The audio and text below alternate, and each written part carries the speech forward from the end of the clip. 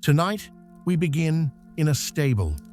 A very old, very beautiful stable, tucked inside the walls of the Hofberg Palace, in the heart of Vienna, Austria. The year is 1944. The war is still raging. And inside this stable, 33 of the most extraordinary animals in the world are about to have the worst night of their lives. What if I told you that in the final weeks of World War II, while millions were dying, while entire cities were being reduced to rubble, while the fate of the modern world hung by the thinnest of threads, a small group of American soldiers made a secret decision to cross behind enemy lines. Not to rescue prisoners of war, not to destroy a weapon, not to complete any mission that appears in any military textbook, but to save a herd of white horses. That is the story we are telling tonight. Chapter 1. The White Horses of Vienna. It's September 10th, 1944. You're standing in the Michaeler Platz, a grand, cobblestoned plaza in the very heart of Vienna. The city around you is magnificent, even now, even in wartime. The facades of Baroque buildings rise on all sides, their ornate stone faces carved with figures of gods and angels and emperors. In peacetime, this square would be alive with the clatter of hooves, the smell of coffee drifting from nearby cafes, the easy noise of a city that has been the cultural capital of Europe for centuries. But tonight, it is quiet. The kind of quiet that sits wrong in the stomach. The kind of quiet that means something is coming, and then you hear it. A shrill wail cuts through the evening air, the air raid siren, rising in pitch like a held scream. And almost before the sound registers, the ground beneath your feet begins to tremble. The great Baroque buildings around you shudder, as if flinching. Somewhere above, you can hear it now.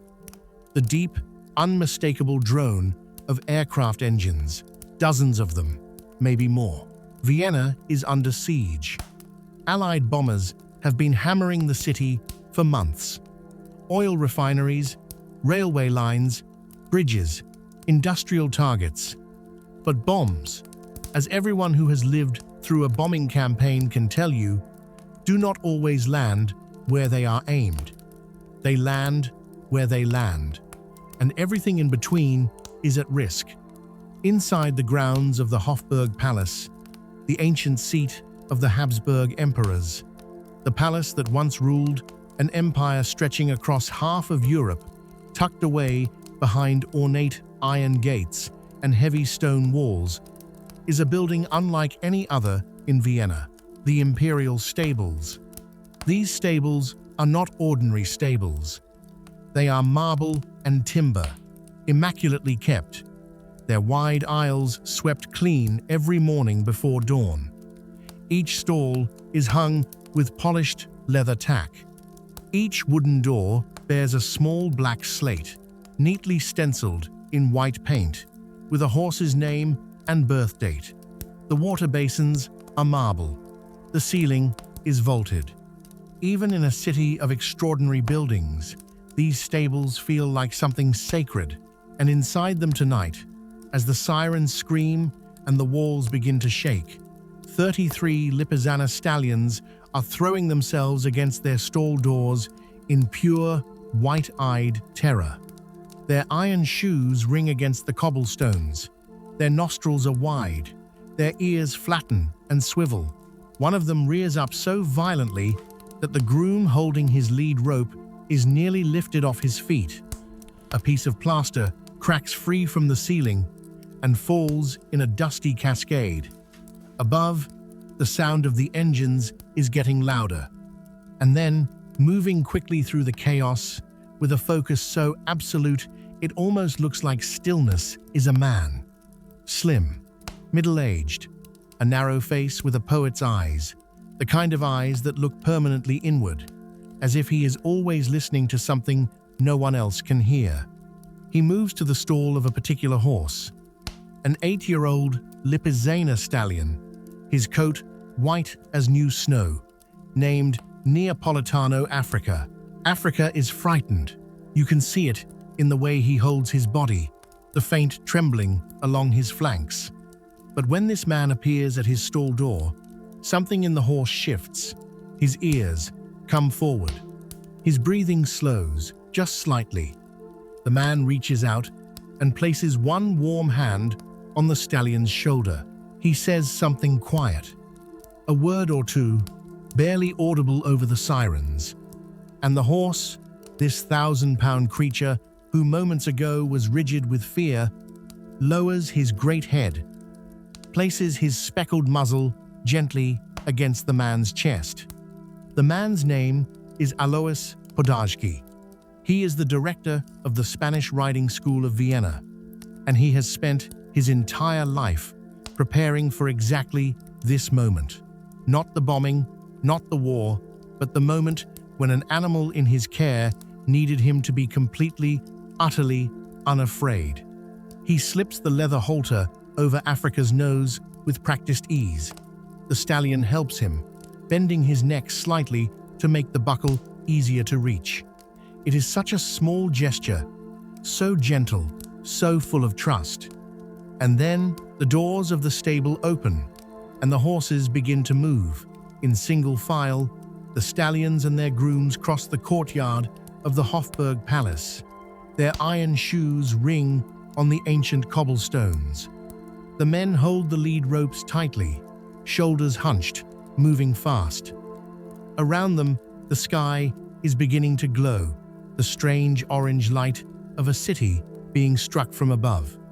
They pass through a set of heavy iron-studded wooden doors.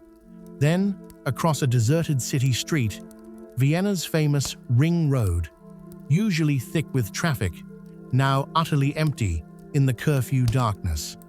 Then through a second set of doors and into the vaulted hallway of a neighboring building, where the stone walls are thick enough to muffle a little the sound of what's happening outside. The last one through the door is Podajski himself, leading Africa. The great wooden doors swing shut behind them. For one moment, just one Podajski stops and takes a long, slow breath. He reaches into the leather pouch at his hip and retrieves a sugar lump. Africa's warm lips close around it from his palm, the whiskers tickling his skin. Outside, the bombs are falling. Inside, for now, they are safe. But Podajski has known for some time, with the quiet certainty of a man who has been paying attention when others have been looking away, that tonight is not the real danger. Tonight is just another warning. The real danger is still coming. It is building slowly, from every direction, like a tide, and when it finally arrives, no stable walls will be thick enough to hold it back. He looks at Africa in the dim light. The stallion looks back at him with large, dark, liquid eyes. "I know," Podajski seems to say. Without speaking, "So do I," the horse seems to answer. The Spanish Riding School of Vienna is one of the oldest and most extraordinary institutions in the Western world. It was founded in 1572, 4.5 centuries ago, during the reign of the Habsburg emperors. In those days, the art of riding was not merely a sport or a hobby. It was a military necessity, a courtly art, and a philosophical pursuit all at once. The finest horsemen in Europe came to Vienna to study, and the finest horses in the world were bred specifically for this school. Those horses were the Lipizzaners. Named for the village of Lipica, in what is now Slovenia, these horses were developed over centuries from a cross of Spanish, Berber, and Arabian bloodlines. They are not large horses, as horses go. They are compact, muscular, deep-chested, with a proud, arching neck and a large, noble head. Their most famous feature, of course, is their color. Almost all Lipizzaners are born dark, black, or brown, or bay, and gradually lighten over the first several years of their lives, until, by around age 7, Most of them have become the pure, luminous white for which the breed is famous. It takes a Lipizzaner 6 to 8 years to turn fully white. It takes a Lipizzaner rider 10 years to master the art of classical dressage. There is something in that parallel that feels intentional, as if the horses and the art they were bred for both require the same thing: time, patience, the willingness to work towards something that cannot be rushed. At the Spanish riding school, the art being preserved is called the High School of Classical Riding, the Haute École. It is a tradition descended directly from the military horsemanship of ancient Greece, codified and refined over centuries until it became something almost impossible to describe to someone who hasn't seen it. Picture this: a white stallion moving across a sand-covered arena in a building that looks like a royal ballroom. Chandeliers overhead, gilded columns rising on all sides, a portrait of the emperor watching from one wall, performing movements of such precision and grace that the watching crowd regularly falls into a hush, as if they have forgotten to breathe. The most spectacular of these movements are called the airs above the ground, leaps and maneuvers in which the horse leaves the earth entirely. The capriole, for instance, the horse leaps forward from all 4 feet, kicks out with his hind legs at the height of the jump, and lands again, a movement that looks like pure defiance of gravity, and that takes years of training to achieve. These movements were, originally, battlefield maneuvers. A horse performing a courbette, rearing upright and hopping forward on its hind legs, was terrifying to enemy foot soldiers. A horse performing a capriole, leaping and kicking out, could clear a circle of attackers with a single movement. But centuries had passed, and the battlefield purpose had been left behind. What remained was something else entirely, something that, in Podharsky's words, was closely related to the wisdom of life. It was art, it was tradition, it was the distilled essence of a civilization's relationship with an animal, a partnership so old, so carefully tended, so deeply human, that losing it would mean losing something that could never quite be rebuilt. And that is exactly what was at stake in the autumn of 1944. Vienna knew the war was going badly. Everyone knew, even if no one said so openly. The Allied bombing campaigns had been intensifying since spring. The Eastern Front was collapsing under the Soviet advance. German-occupied territories were shrinking by the week. And in the streets of Vienna, once the jewel of Central Europe, the city of Mozart and Freud and the Habsburg emperors, there was a new sound that had replaced the music. The sound of boots and sirens and windows being bricked shut. Podharsky had watched all of this with the eyes of a man who understood, perhaps better than most, exactly what was being lost. He had been appointed director of the Spanish riding school in 1939. The same year, Hitler marched into Austria and declared the country part of the German Reich. The annexation, the Anschluss, had happened with terrifying smoothness. One day Austria was Austria. The next, it was part of Germany. The Habsburg symbols were taken down. New flags went up. The old world, overnight, became the new one. And Podharsky quietly, carefully, with the calm determination of a man who had once been told he would never ride again and then went out and won an Olympic medal, had decided that as long as he drew breath, the Spanish riding school would continue. The white stallions would continue. The tradition would continue. He had no idea, in 1939, just how much that promise would cost him.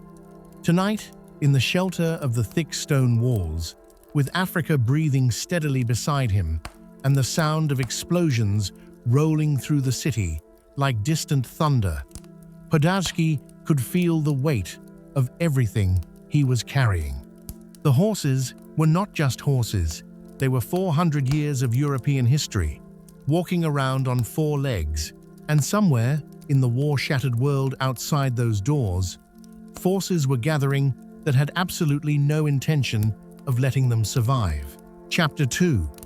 The Man Who Lived for Horses.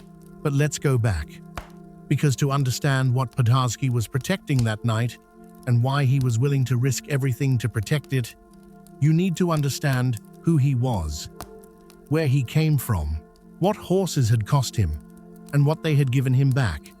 Let's go back 8 years, back to the summer of 1936, back to Berlin. The Olympic Games of 1936 are remembered for many things. Jesse Owens, the Nazi salutes, Hitler sitting in the stands, watching the spectacle he had designed to announce to the world that Germany was back and powerful and unafraid. The Games were a propaganda exercise dressed up as an international celebration, and almost everyone who attended knew it, and almost no one said so out loud.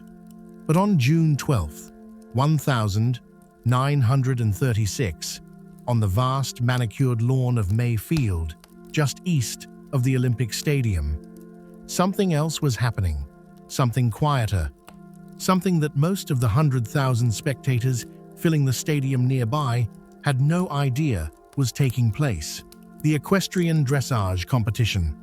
And in the warm morning air, sitting very still on a brown thoroughbred named Nero, waiting for his turn to enter the arena, was a 40-year-old Austrian officer with a face that looked like it had been carved for carrying sorrow. Alois Podharsky. He sat the way only a truly great rider sits, not stiffly, not with the obvious effort of someone who has memorized a position, but with a kind of settled ease, as if the horse beneath him was simply an extension of his own body. His long torso was straight, but not rigid. His hands were quiet. His face was turned inward, the way a musician's face turns inward just before they begin to play. He was thinking about his instructor's voice. He was thinking about a morning 15 years earlier, when a cavalry school instructor had looked at him injured, stiff, barely able to bend at the waist after a back injury, and said, with complete finality, "You're finished." Podharsky had been born in 1898, in a world that still believed in cavalry charges and the sacred bond between a soldier and his horse. His father was a military man. The army was the obvious path. At 18, he enlisted, and in the formal portrait taken that year, he looks almost comically young. The ornate uniform, the spike helmet, the white gloves held stiffly in one hand, the ceremonial sword at his hip. A boy dressed up in his father's war. But the war he got was nothing like his father's. The trenches of the First World War were not the place for cavalry charges and gleaming uniforms. They were mud and gas and artillery barrages that could last for days. Podharsky was wounded severely in the neck near Flanders, a wound serious enough to take him out of the fight entirely. And when the shrapnel healed, something else didn't. What we would now call post-traumatic stress disorder. What they called, in 1918, shell shock, a condition that left him quiet in crowds, slow to speak, prone to long silences that other people found unsettling. He had been to the bottom of something dark, and he had come back, but the going and the coming had changed him permanently. He returned to horses, not because someone told him to, not as part of a treatment program, simply because horses were the one thing that had always made the world feel right. Since childhood, since the very first time a horse had looked at him with those deep, patient eyes and leaned its weight gently into his hand, Podharsky had felt it, that particular calm, that particular sense that in the presence of a good horse, the noise inside his head went quiet. He began riding again, despite the back injury.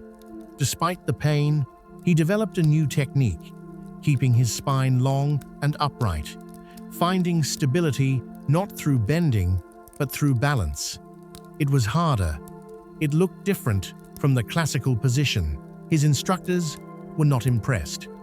And then came the day the instructor looked at his stiffened posture in the saddle and delivered his verdict. "You're finished." Most people, at that point, would have listened.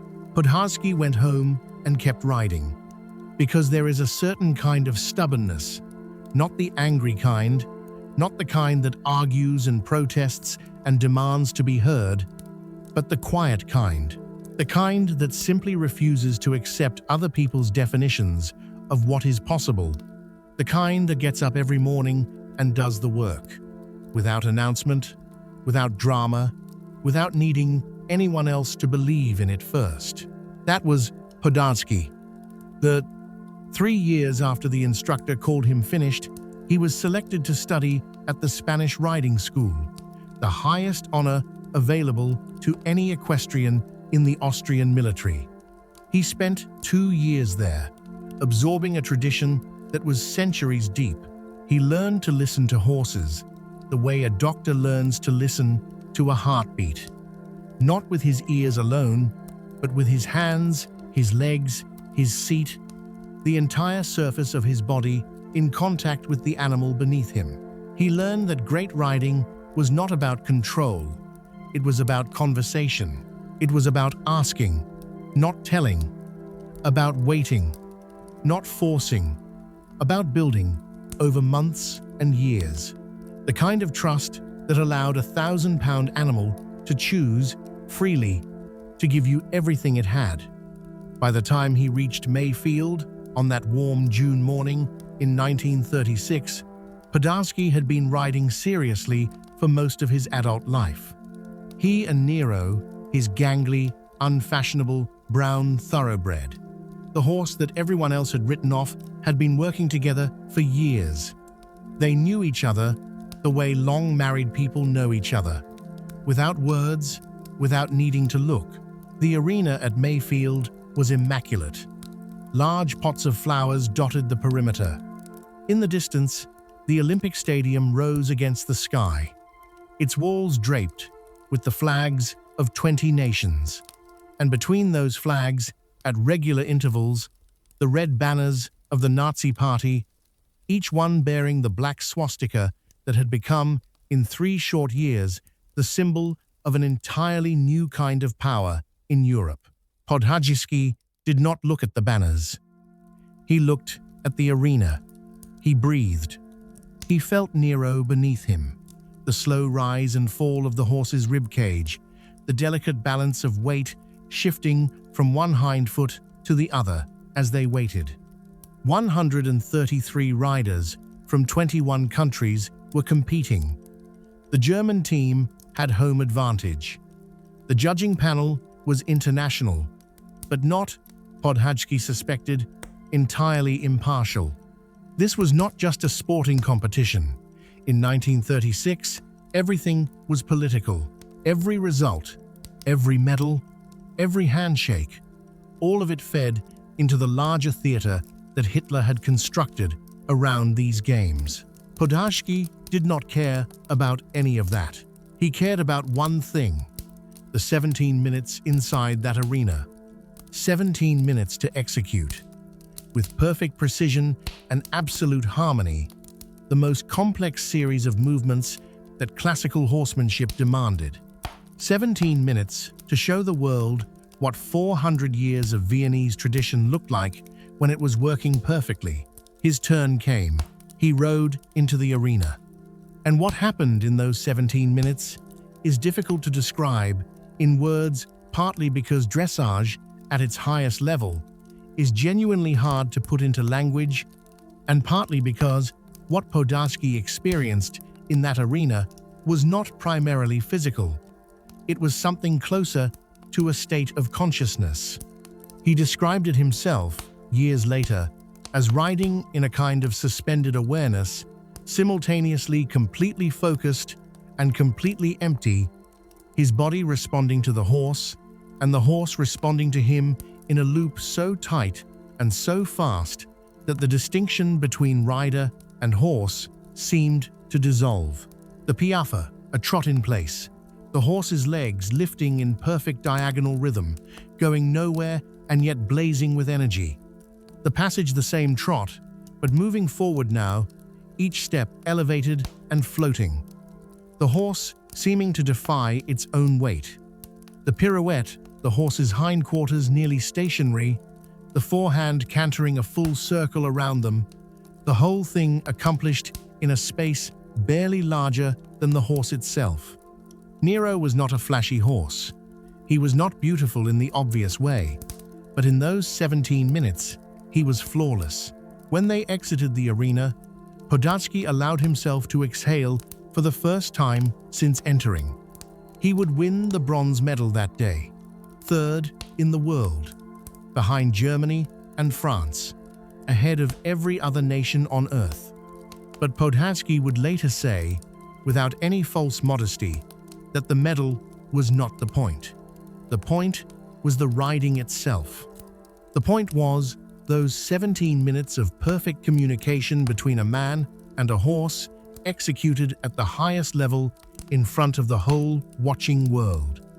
The point was proving to the instructor who had called him finished, to the army that had nearly discarded him, to himself, most of all, that the things worth pursuing are the things that demand everything from you, slowly, over years, without shortcuts.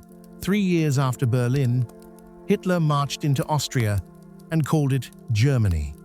The Anschluss happened on March 12, 1938. Austrian troops were ordered not to resist.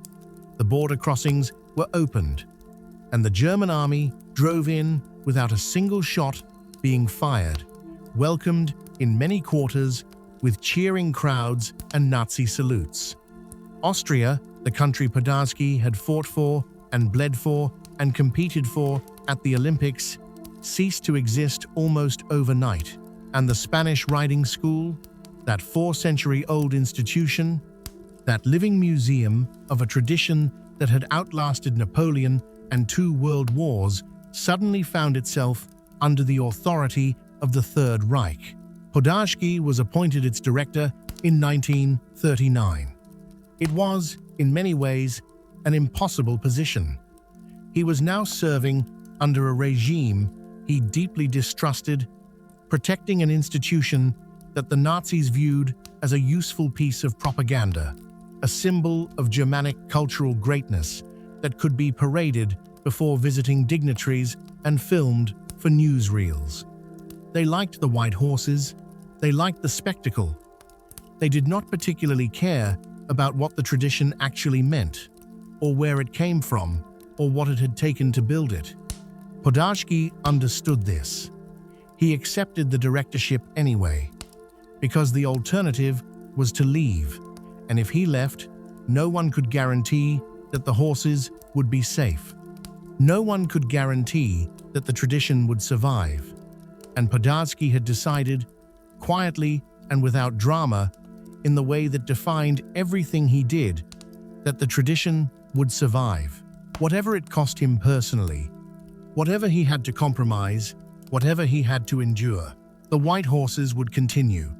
And so, on the night of September 10th, 1944, standing in the shelter of the thick stone hallway, one hand resting on Africa's warm neck, listening to the sound of bombs falling on the city he had served his entire life, Alois Podolsky was not afraid. He was determined. And determination, in a man like Podolsky, was a quieter and more dangerous thing than fear. But the bombs falling on Vienna were not the only threat the horses faced. Far from it. Because somewhere in the vast machinery of the Third Reich, a very different kind of man had been thinking about horses for a very long time. Not with love, not with reverence, not with the patient devotion of someone who understood what the tradition meant, with ambition, with ideology, with the cold, systematic hunger of a man who saw in the world's finest horses not a living piece of history, but a resource to be acquired, catalogued, controlled, and ultimately used in service of a vision so enormous and so monstrous that it had already consumed most of the known world. His name was Gustav Rau, and he was about to become the most dangerous man in the lives of every horse in Europe. Chapter 3. The Nazis and the Perfect Race. Gustav Rau was not a soldier. He was not a general, not a politician, not one of the uniformed men whose faces ended up in history books.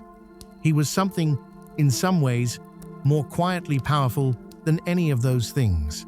He was an expert, and, in the Third Reich, in a regime that worshipped efficiency, hierarchy, and the idea that every element of the natural world could be catalogued, ranked, and optimized, an expert with the right connections and the right ideology could do almost anything he wanted.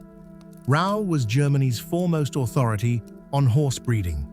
He had spent decades studying bloodlines, studying conformation, studying the science and the art of producing the perfect horse. In peacetime, he would have been exactly what he appeared to be, a deeply knowledgeable man with a passion for horses and a gift for the meticulous work of breeding programs. But this was not peacetime, and in the hands of the Third Reich, Rau's expertise became something else entirely. To understand what happened to the horses of Europe during World War II, you have to understand something about how the Nazis thought about the natural world. The ideology of the Third Reich was obsessed with purity, with bloodlines, with the idea that the world could be divided into the superior and the inferior, the worthy and the unworthy, and that the task of civilization was to protect and cultivate the superior while eliminating the rest. This ideology was applied with horrifying consequences to human beings, but it was also applied to animals. The Nazis had a vision for livestock, for agriculture, for the entire biological fabric of the lands they conquered. They believed that the animals of Europe, like the people, had been allowed to degenerate through centuries of careless mixing, and that it was Germany's historic mission to reverse this degeneration, to restore purity, to breed back deliberately and scientifically to the original form. For horses, that mission had a name, and it had a man. In 1939, Adolf Hitler appointed Gustav Rau as the chief equerry of the Third Reich, the master of all horse breeding across the entire German Empire. It was a position of extraordinary power, and Rau embraced it with the enthusiasm of a true believer. Under Rau's authority, horse studs across Germany were reorganized. Breeding programs were redesigned according to his specifications. The goal was not simply to produce horses that were useful cavalry horses, farm horses, transport horses. The goal was to produce the perfect horse, the ideologically correct horse, the horse that would represent, in its beauty and its power and its bloodlines, the superiority of the Germanic vision of the natural world. And to do that, Rau needed raw material, the finest raw material in Europe. Which brings us to Poland. Because Poland, in 1939, was home to something extraordinary. At a place called Janu Podlaski, a small town in eastern Poland, near the border with what is now Belarus, the Polish government had been running one of the finest Arabian horse stud farms in the world for over 100 years. The Arabian is the oldest and purest of all horse breeds. Its origins trace back thousands of years to the deserts of the Arabian Peninsula, where Bedouin tribes bred these horses with an almost religious devotion, protecting bloodlines across generations with meticulous care. The result was a horse of extraordinary refinement, compact and elegant, with a distinctive dished face, enormous dark eyes, and a tail carried high like a flag in the wind. They are not the biggest horses, they are not the most imposing, but they possess a quality that horsemen across centuries have struggled to describe and never quite succeeded: a combination of intelligence, sensitivity, and almost supernatural endurance that makes them unlike any other animal on earth. The Arabians of Janu Podlaski were among the finest in the world. They had been bred with extraordinary care. Their bloodlines were impeccable. Their beauty was the kind that stopped people mid-sentence. And on September 1st, 1939, the day Germany invaded Poland and began the Second World War, those horses became, overnight, property of the Reich. The invasion of Poland was swift and total. German forces crossed the border in the early morning hours, and within weeks it was over. The Polish army, brave, determined, catastrophically outmatched, collapsed under the combined weight of the German assault from the west and the Soviet invasion from the east. Warsaw surrendered on September 27th. Poland ceased to exist as an independent nation, and the men and women who had devoted their lives to the horses of Janu Podlaski, the grooms, the trainers, the breeders who had spent decades cultivating those bloodlines, watched as German officers arrived at the gates of the stud farm and began making a list. One of the men who watched this happen was a young Polish nobleman named Andrzej Krystalowicz. He was the director of the stud farm, a man who had grown up around these horses, who understood their bloodlines the way a scholar understands a text, who had poured everything he had into the farm's breeding program. And he understood, with the cold clarity of a man watching his life's work fall into enemy hands, exactly what was about to happen. The Germans were not going to destroy the horses. They were going to take them. Because Gustav Rau had seen the Arabians of Janu Podlaski, and he wanted them. He wanted their bloodlines. He wanted their beauty. He wanted to fold them into the vast breeding program he was constructing across occupied Europe. A program that would, in his vision, produce a new generation of horses worthy of the new order he served. Over the following years, as Germany consolidated its grip on occupied Europe, Rau's reach extended in every direction. Stud farms in Poland, breeding operations in the Netherlands, horse programs in France, in Yugoslavia, in Czechoslovakia. Wherever the German army went, Rau's people followed cataloging, selecting, requisitioning the finest animals, and folding them into the Reich's breeding machine. A stud farm was established in Hostau, a small, picturesque town in the Sudetenland, in what is now the Czech Republic, deep in the forested hills near the German border. Hostau would become the crown jewel of Rau's operation. There, in a setting of almost surreal beauty, rolling meadows, ancient timber buildings, mountain air so clean it hurt to breathe, some of the finest horses in the world were being gathered.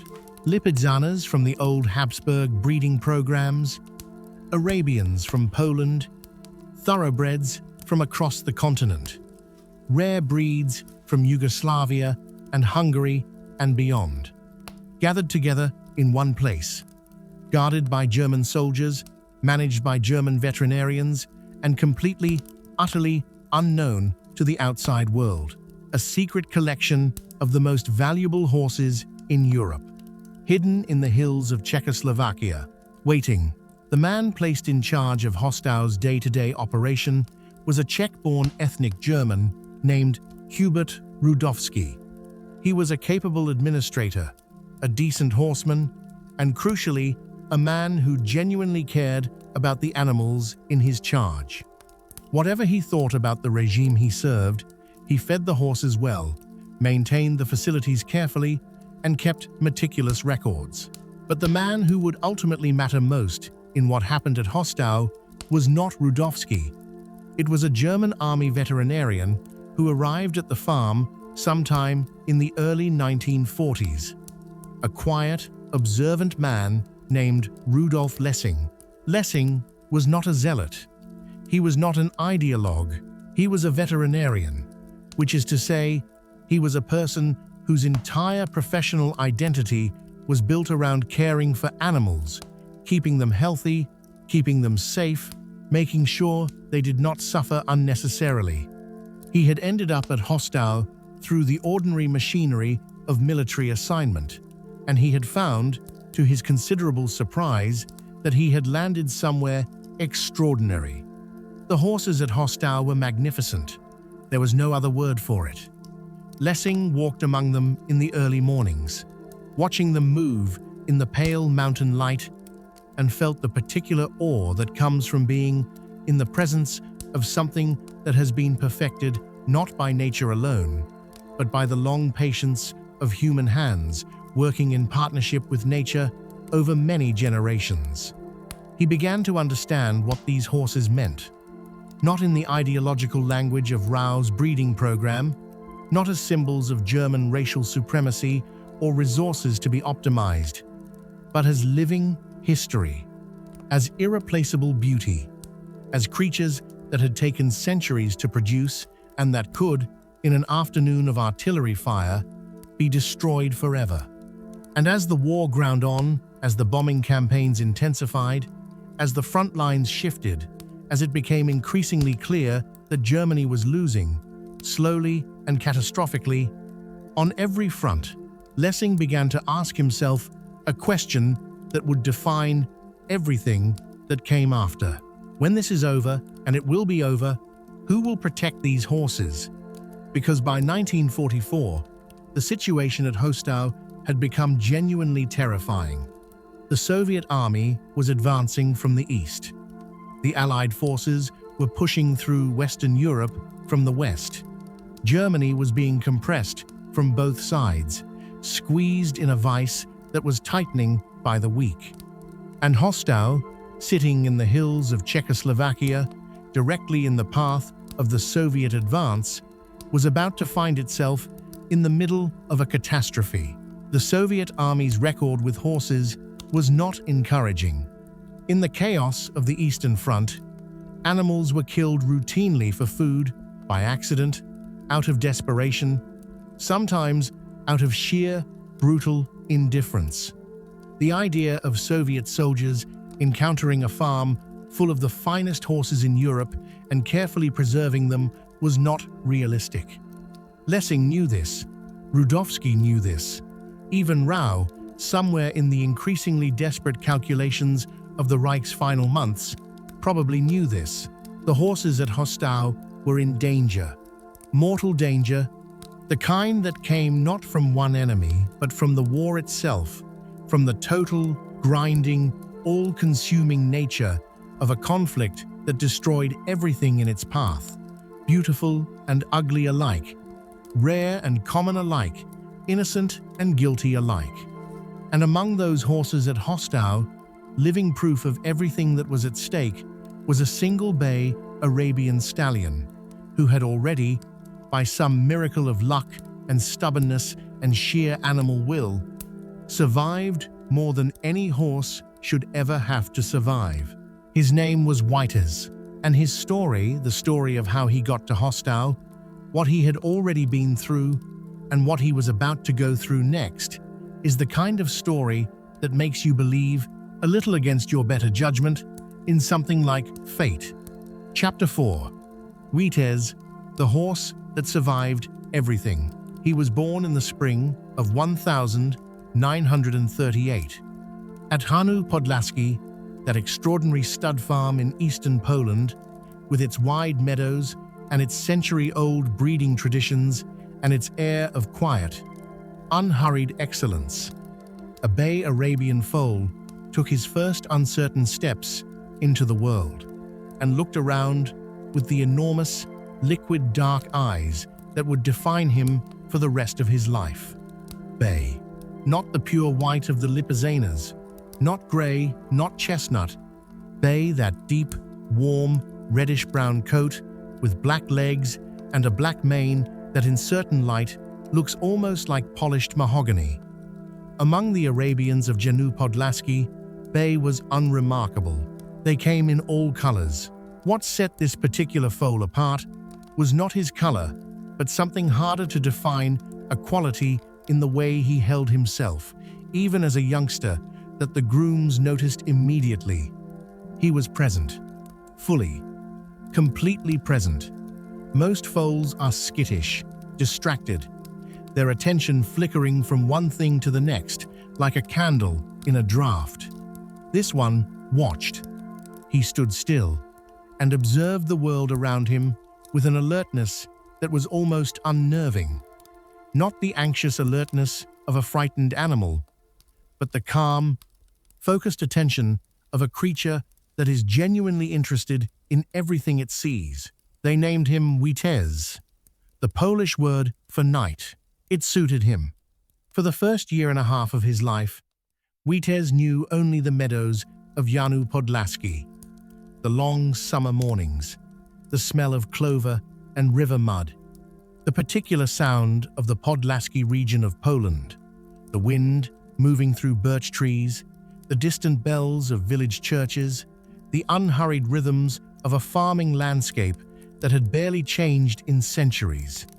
The stud farm's director, Andrei Kristolovich, had watched Witez develop with the quiet satisfaction of a man who knows he is looking at something exceptional. The colt's conformation was nearly perfect. The arched neck, the deep chest, the long clean legs that promised both power and endurance. His movement was extraordinary. Even at a walk, he covered ground with a floating, elastic quality that made experienced horsemen stop what they were doing and look. By the summer of 1939, Witez was a year old. He was beginning the long, patient process of early training, learning to be haltered, learning to be led, learning to trust the hands and voices of the humans who moved around him. And then September came. The bombs started before dawn. September 1st, 1939. The German invasion of Poland began in the early hours of the morning, and the sound of it reached Janu Podlaski long before the armies did.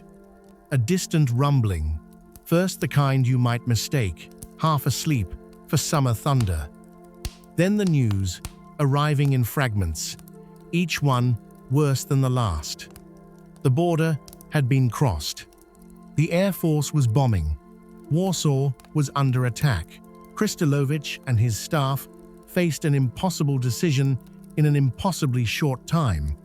The horses could not stay. That much was clear. If the German army reached Janu Podlaski and it was moving fast, faster than anyone had anticipated, the horses would be seized. These bloodlines, these irreplaceable animals that represented over a century of careful breeding, would become property of the Reich. So, they ran. The grooms packed what they could carry.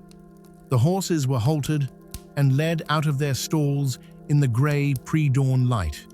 The entire herd, mares, foals, stallions, moved out through the gates of Janu Podlaski and headed east into the vast Polish countryside on foot. It was one of the most heartbreaking images of the entire war's early days. A column of beautiful Arabian horses moving through a landscape being torn apart, led by a small group of men who were trying, against all logic and all evidence, to keep them safe. Witez was 18 months old. He walked with the herd, pressed close to the mares, ears constantly moving, trying to make sense of a world that had suddenly stopped making sense. They moved east for weeks, sleeping in fields, moving at night when they could, stopping at farms to water the horses, exchanging a few words with other refugees moving in the same direction. Because the roads of Poland in September 1939 were full of people running east, carrying whatever they could, trying to stay ahead of something that was moving faster than any of them. And then came the news from the east. The Soviet Union had invaded Poland from the other side. There was nowhere left to run. The horses were eventually captured, not by the Germans, at least not immediately, but caught in the collapse of a country being simultaneously invaded from two directions, with no army left to defend it and no government left to give orders. Witez and the other Arabians of Janu Podlaski fell, eventually, into German hands, and Gustav Rau came to Poland to inspect what he had won. He walked through the captured horses with the eyes of a man taking inventory, which is exactly what he was doing. He examined conformation. He checked bloodlines against the records that had been seized along with the farm. He made his selections with the brisk efficiency of someone who understood exactly what he was looking at and exactly what he intended to do with it. Witez, now 2 years old, caught his eye immediately. Here was a young stallion of exceptional quality, impeccable bloodlines, nearly perfect conformation, the kind of horse around whom an entire breeding program could be built. Rau had him catalogued, registered, and earmarked for transport to Germany's network of occupied stud farms. For the next several years, Witez moved through a series of facilities across German-occupied Europe, transported in railway cars, evaluated, re-evaluated, passed from one administrative authority to the next in the vast bureaucratic machinery of Rau's breeding empire. For a horse of his sensitivity and intelligence, it must have been deeply disorienting. Strange stalls, strange grooms, strange smells, and strange sounds, and the constant, low-level anxiety of an animal that had never known anything but uncertainty since the age of 18 months. But Witez adapted. That was the thing about him, the thing that the people who worked with him kept noticing, the thing that made him exceptional beyond his physical beauty. He adapted. He watched. He waited.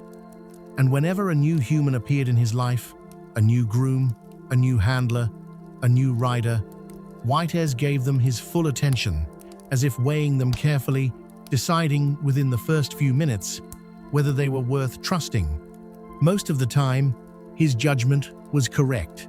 He arrived at Hostau sometime around 1943, and Hostau, for all the horror of what it represented, for all the darkness of the ideology that had created it, was, on its surface, a genuinely beautiful place. The Bohemian hills in late autumn, the smell of pine forests and cold air, the wide, well-maintained paddocks where horses moved in the pale winter light. Rudolf Lessing was the veterinarian on duty the morning Witez arrived.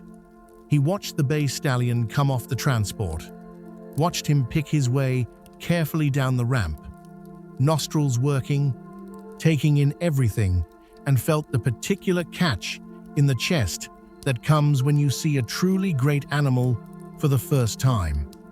Not excitement, exactly. Something quieter than that. Something closer to recognition. Lessing put his hand out. Let Witez sniff it. The stallion's warm breath fogged in the cold air. He pressed his muzzle briefly against Lessing's palm, not seeking food, just making contact. The way a very intelligent animal makes contact when it is deciding whether to trust. Then Witez lifted his head and looked around at his new surroundings with those enormous dark eyes. And something in his expression, and Lessing would describe this later, self-consciously. Aware of how sentimental it sounded, something in his expression seemed to say, "All right, I'm here. What happens next?" Lessing would spend the next 2 years wondering the same thing. Because by 1944, what was happening next was becoming very clear. Germany was losing. The signs were everywhere, for anyone who had eyes to see them and the courage to see clearly. The bombing campaigns over German cities were intensifying. The Soviet advance on the Eastern Front was relentless. The Red Army had reversed the catastrophic losses of 1,941 and was now driving west with a force and a fury that nothing seemed able to stop. In the west, the Allied landings in Normandy had succeeded, and American and British forces were fighting their way eastward through France, through Belgium, through the Low Countries. The Reich, that was supposed to last 1,000 years, was, in the cold arithmetic of military reality, somewhere between 6 months and a year from total collapse. And Hostau, sitting in the Bohemian hills, full of the most valuable horses in Europe, directly in the path of the Soviet advance, was sitting on borrowed time. Lessing walked among the horses in the evenings and thought about this with the methodical, practical mind of a veterinarian. He was not a political man. He was not a heroic man, in the way that word is usually used. He was a man who had been given responsibility for these animals, and he took that responsibility seriously, more seriously than he took most things in his life at that point, because the animals, unlike almost everything else around him, were innocent. Completely, entirely, heartbreakingly innocent. The Lipizzaners in their paddocks, the Arabians, Witez among them, moving in the morning light with that floating, ground-covering walk that made even tired men stop and look. The mares with their foals pressed close, all of them utterly unaware of the forces converging around them, blissfully incapable of understanding that the world was about to crack open, and that when it did, their survival would depend entirely on whether any human being with the power to help them decided to care. Lessing decided to care, but he was one man, a veterinarian, a minor figure in the vast machinery of an army that was currently disintegrating around him. He had no authority, no political connections, no military rank that would allow him to simply walk out the gate with 200 horses and head for safety. He needed help.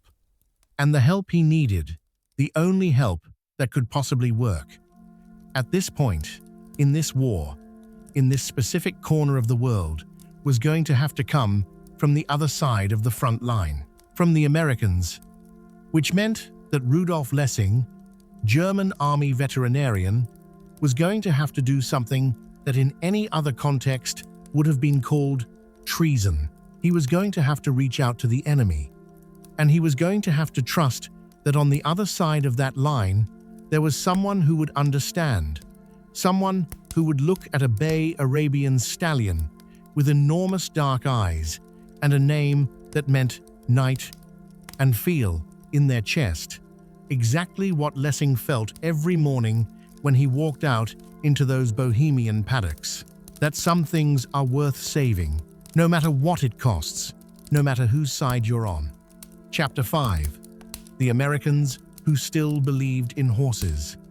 On the other side of the front line, in the spring of 1945, a Virginia-born colonel named Charles Hancock Reed was doing something that most military commanders in the final weeks of World War II were not doing. He was thinking about horses, not strategically, not tactically, not in the way that a general thinks about cavalry as a resource to be deployed, or a logistical problem to be solved. He was thinking about horses the way a man thinks about the thing he loves most in the world, with a kind of quiet, persistent, background attention that never entirely goes away, no matter what else is happening around him. Hank Reed, as everyone called him, had grown up in Virginia horse country. He had been around horses since before he could properly remember being around anything. He had learned to ride the way Virginia boys of his generation and background, learned to ride early, often, and without much ceremony, because horses were simply part of the fabric of life. You rode to the fields. You rode to visit neighbors. You rode because the land around you demanded it, and because the culture you were born into assumed it, and because, if you had any feeling for animals at all, you discovered very quickly that there was nothing in the world quite like the particular companionship of a good horse. Reed had gone to West Point. He had made the army his career, and in 1945, at the age of 44, he was the commanding officer of the 2nd Cavalry Group, one of the last horse cavalry units in the United States Army. Except that by 1945, they didn't have horses anymore. This is the part of the story that requires a moment to sit with, because it tells you something important about the world these men were living in. The United States Army had been a cavalry force for most of its existence. The horse was not just a tool, it was an identity. Cavalry culture had its own traditions, its own hierarchy, its own way of understanding what soldiering meant. The bond between a cavalryman and his horse was taken seriously, cultivated deliberately, considered a mark of character and competence in a way that simply didn't apply to other branches of the service. And then the machine age arrived, and it arrived with the force of a verdict. Tanks, armored vehicles, aircraft. The First World War had already demonstrated, in the most brutal possible terms, that horses charging into machine gun fire were not a military asset, they were a catastrophe. The Second World War completed the lesson. By 1942, the United States Army had officially mechanized its cavalry units. The horses were gone. In their place, half-tracks, jeeps, armored cars, all the clanking, smoking, oil-smelling machinery of modern mechanized warfare. The 2nd Cavalry Group was now the 2nd Cavalry Group mechanized.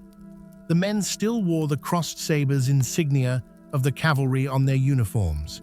They still called themselves cavalrymen.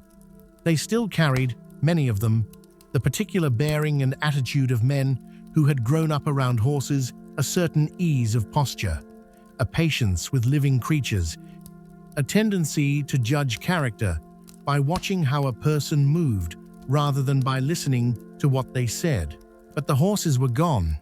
Hank Reed accepted the mechanization because he had no choice, and because he was a professional, and because his job was to fight and win, not to preserve the traditions he personally loved.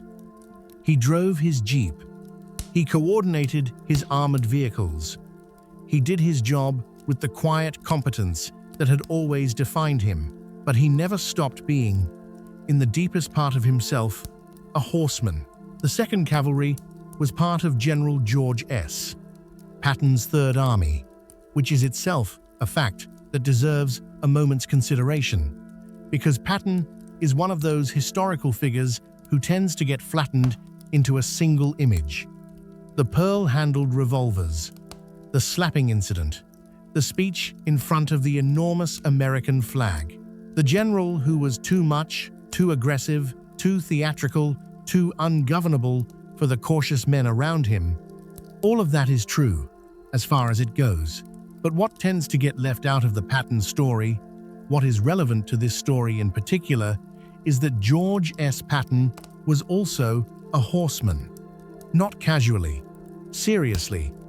Patton had competed in the modern pentathlon at the 1912 Olympics in Stockholm, an event that included equestrian show jumping, and had finished 5th overall.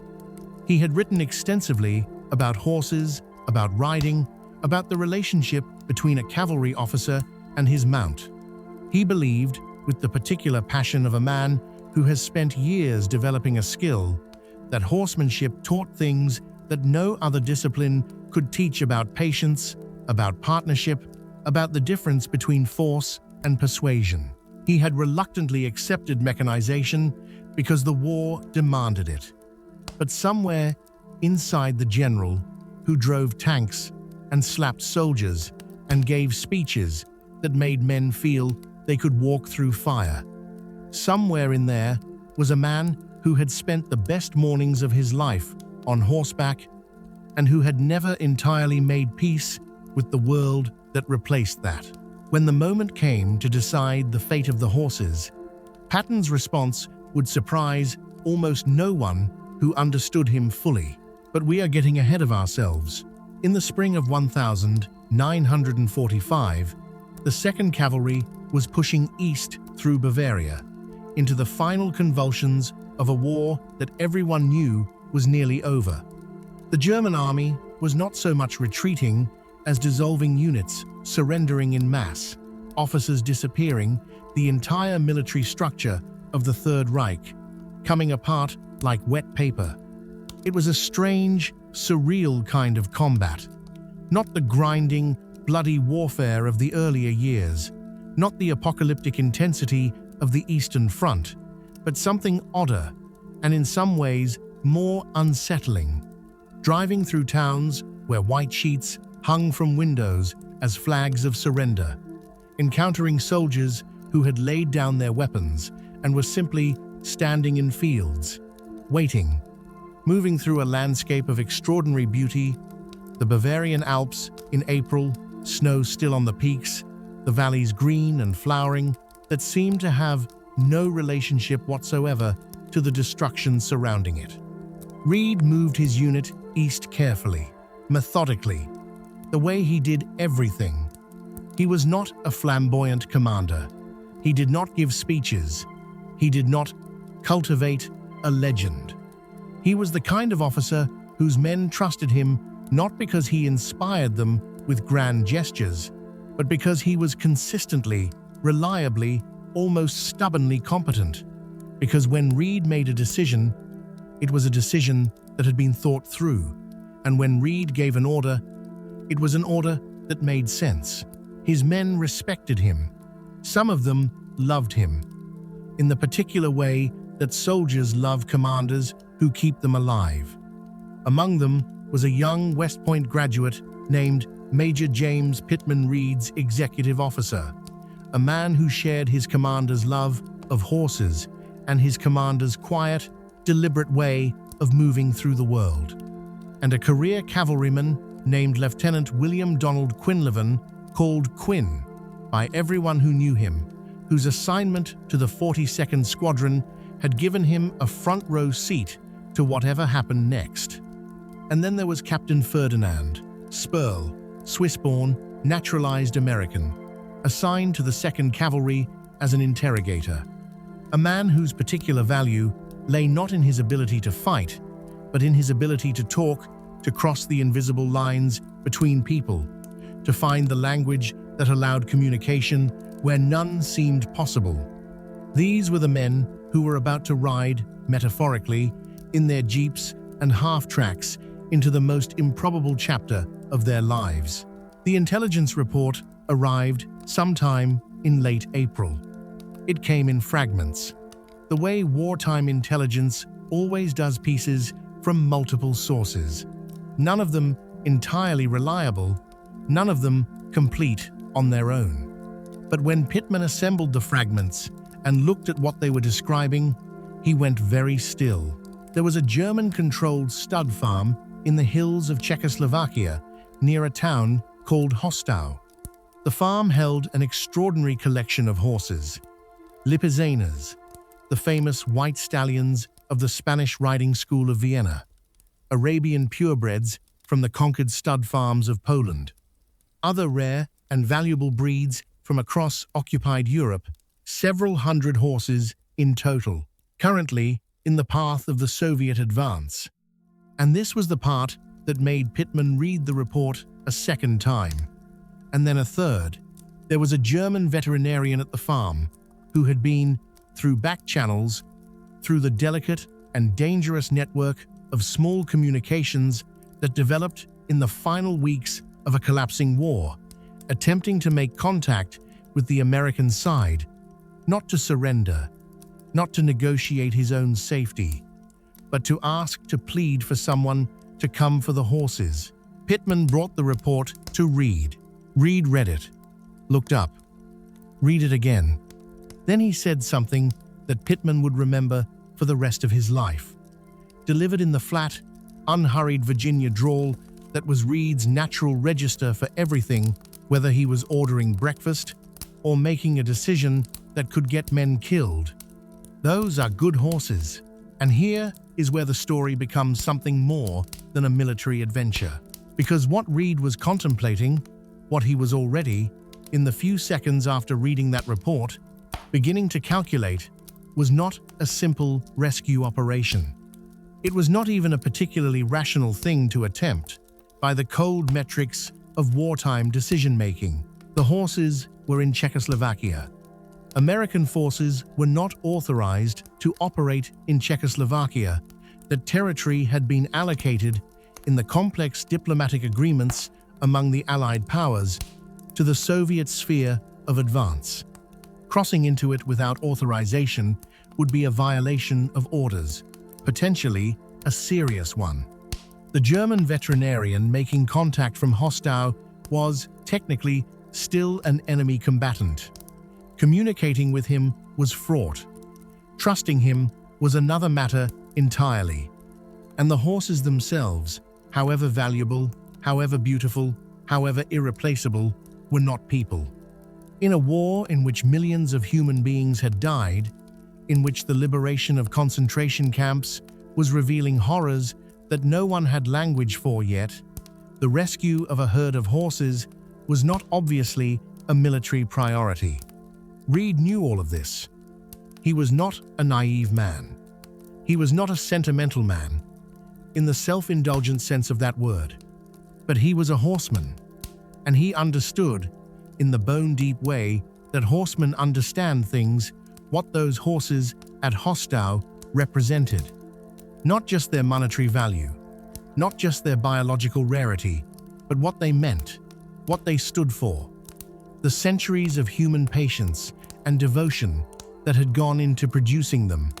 The living thread they represented, connecting the present to a past that the war was doing its very best to destroy entirely. Some things, Reed believed, were worth saving, regardless of whether saving them was the tactically sensible choice. Some things, once lost, could not be rebuilt. He picked up the report, set it down, looked out the window at the Bavarian countryside, rolling past in the April light. Then he went to find Patton. Chapter 6. Operation Cowboy. George Patton listened, which was not, if you knew Patton, something you could always count on. The general was famous for many things, and patient listening was not prominently among them. He was a man of action, of forward movement, of aggressive initiative, a man who believed that speed and audacity won wars, and that hesitation was the one sin he would never forgive in a subordinate or in himself. But when Reed sat across from him and laid out what he knew about Hostau, the horses, the German veterinarian, the Soviet advance bearing down from the east, Patton did not interrupt. He did not pace. He sat very still, in the way that large men sometimes go still when something has caught their complete attention. And he listened to every word. When Reed finished, there was a brief silence. Then Patton said, "Get them." 2 words. That was it. No lengthy deliberation, no committee consultation, no request for a formal risk assessment. Just 2 words, delivered with the absolute finality of a man who has already made up his mind and sees no reason to pretend otherwise. Get them. Reed asked about the boundary issue, the fact that Hostau sat inside the agreed Soviet zone of advance, that sending American forces into Czechoslovakia would technically violate the territorial agreements among the Allied powers, that this could create a diplomatic incident at a moment when the relationship between the United States and the Soviet Union was already complicated. Patton waved his hand. To hell with the boundaries. Reed returned to his unit and began to plan. He was methodical about it. This was Reed's way, always working through the variables, with the same quiet thoroughness he brought to everything. The operation needed to be fast. It needed to be small. A large force moving into Czechoslovakia would be impossible to miss, impossible to explain, and would almost certainly trigger exactly the kind of incident that Patton's two-word authorization had blithely dismissed. What was needed was something closer to a negotiation than an assault. A small team, the right people, someone who could speak German, someone who could talk to Lessing, this German veterinarian, who had reached out across enemy lines, and determine, in the first critical minutes of contact, whether he was genuine, whether this was a trap or a lifeline, whether the horses were really there, really safe, and whether there was any realistic path to getting them out before the Soviets arrived. Ferdinand Sperl was the obvious choice for the talking. Swiss-born, fluent in German, experienced in the particular art of military interrogation, which is to say, experienced in reading people quickly, in the compressed, high-stakes environment where getting it wrong could be fatal. Major Pittman would lead the advance party. Lieutenant Quinlevan would accompany him. A small detachment of soldiers, lightly armed, moving fast in jeeps, not an invasion force, not a combat patrol, but something harder to categorize and harder to stop. The plan, such as it was, rested on one enormous assumption: that Rudolf Lessing was telling the truth, that the contact was genuine, that somewhere on the other side of the front line, a German veterinarian was sitting with 200 extraordinary horses, genuinely terrified of what was coming from the east, genuinely willing to do whatever it took to save them. Reed looked at the map, looked at the distance, looked at the lines marking the front lines that were, at this point in the war, more suggestion than reality, shifting daily as German units dissolved and surrendered and melted away. He gave the order: move out. The first contact happened on April 26th, 1945. Pittman and his small team crossed into German-held territory in the grey early morning, moving east through a landscape that looked, from a distance, almost peaceful. The Bohemian hills in late April, forested slopes, meadows just beginning to green, streams running clear and cold from the mountains. The kind of countryside that made you understand why people had been fighting over Europe for centuries, because it was genuinely, breathtakingly beautiful, and because beauty makes people possessive in ways that nothing else quite does. They encountered German soldiers almost immediately. And here is where the strangeness of the war's final days becomes viscerally apparent, because the German soldiers they encountered were not fighting. They were not defending positions. They were not doing any of the things that German soldiers had spent 5 years doing with terrifying efficiency. They were, some of them, simply standing around, waiting. The particular suspension of men who have been told their entire lives what to do, and who have suddenly found that the thing telling them what to do has stopped working. Sperl did the talking at each checkpoint. His German was flawless, his manner calm, his explanation simple. They were here on a specific mission. They needed to reach Hostau. They were not here to fight. Most of the German soldiers they encountered let them through. Some of them, Pittman noted afterward, seemed almost relieved. Lessing was waiting for them. He had been waiting, in one sense, for months, since the moment he had decided that the only hope for the horses was the Americans, and had begun the careful, dangerous process of making contact. In another sense, he had been waiting his entire adult life for a moment that would demand this particular kind of clarity. The moment when you have to decide, without ambiguity, what you actually believe, not what you've been told to believe, not what the institution you serve has decided is true, but what you Personally, in the deepest part of yourself, think matters.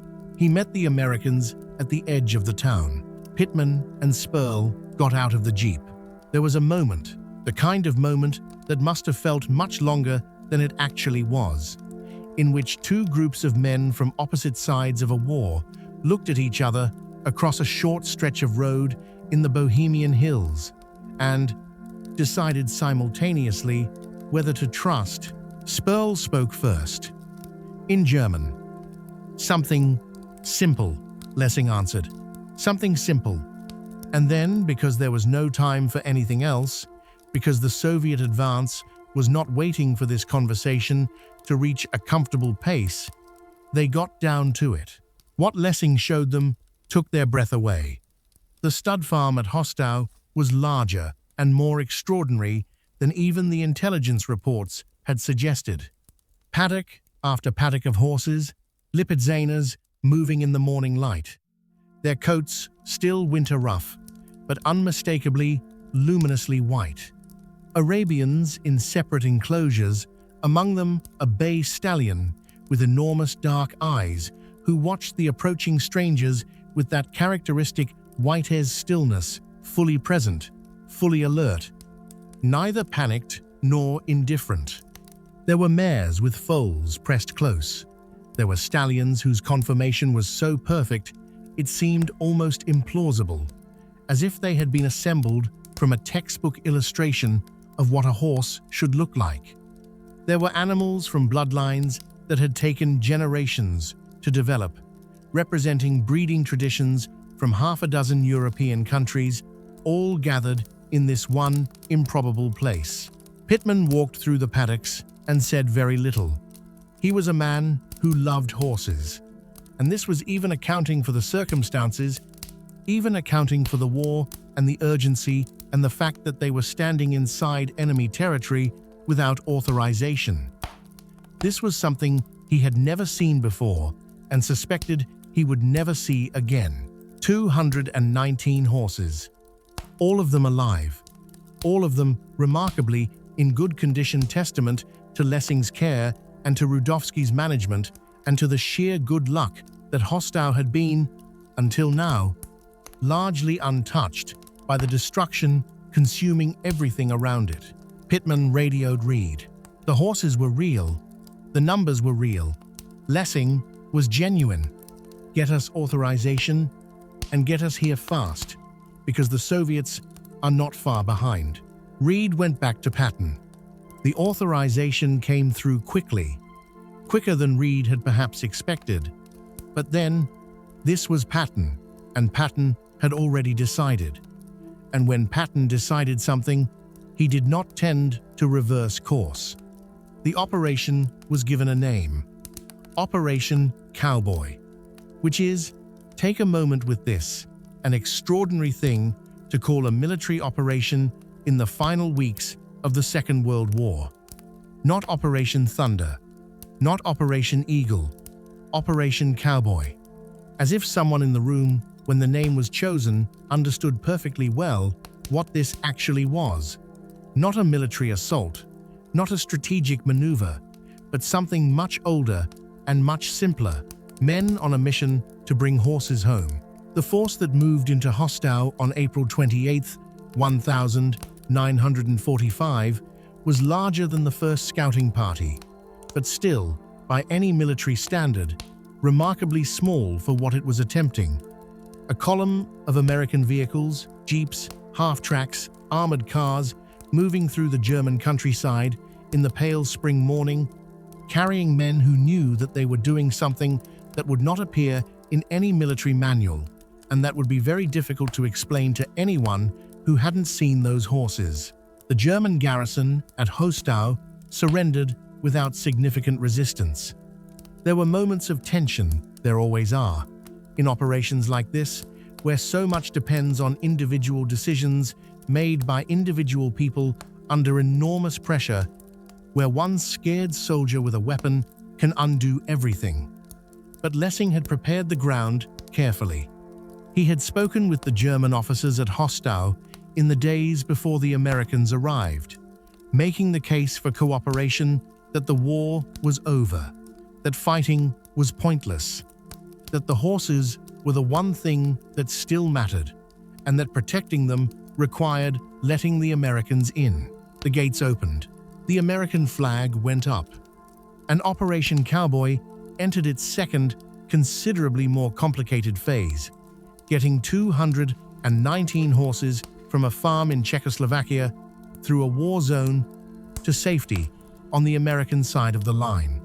Because the Soviets were coming, this was not a theoretical concern.